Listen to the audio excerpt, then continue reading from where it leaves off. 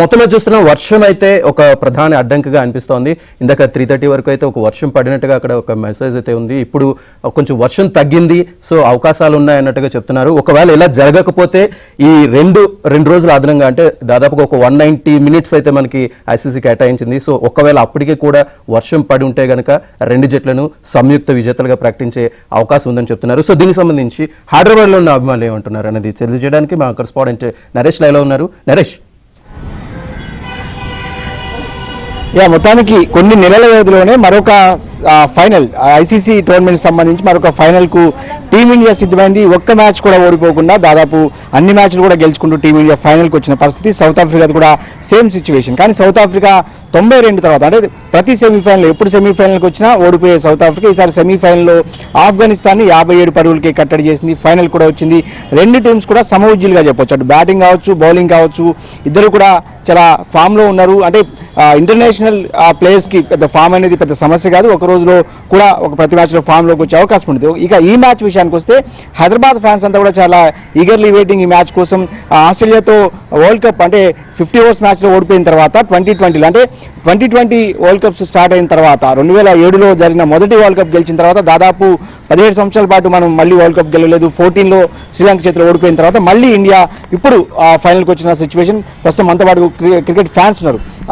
कैसा लग रहा मैच आज शाम को? जी बहुत अच्छा लग रहा है. इंडिया फाइनल में पहुंच चुकी है. बहुत पूरी इंडिया हैप्पी है. Will hope for the best. India final जीतेगी. We all support India. South Africa भी अच्छा फॉर्म में है ना? जी हाँ, साउथ अफ्रीका भी लास्ट मैच में अफगानिस्तान को हरा के जो है सेमीफाइनल में हराई और फाइनल में आ गई. साउथ अफ्रीका जो है बैटिंग टीम भी अच्छी है, बॉलिंग टीम भी अच्छी है. बट इंडिया अगर फर्स्ट बैटिंग करती है और इन माई ओपिनियन अगर इंडिया फर्स्ट बैटिंग करती है और 160 या 170 मारती है तो we have a good bowling attack, so we can defend that. आप बताइए कैसे लगा आपको? बस स्पिन अच्छा है ना? स्पिन बॉलर हमारे को बहुत अच्छा लग रहा है चूँकि इंडिया जीती हो चुके हैं मैच में और थैंक यू. మొత్తానికైతే इंडिया जीती మొత్తానికి వీళ్ళంతా కూడా చాలా ఈగర్లీ వెయిటింగ్. ఇండియా మ్యాచ్ గెలుస్తుందన్న ఆశాభావాన్ని వ్యక్తం చేస్తారు.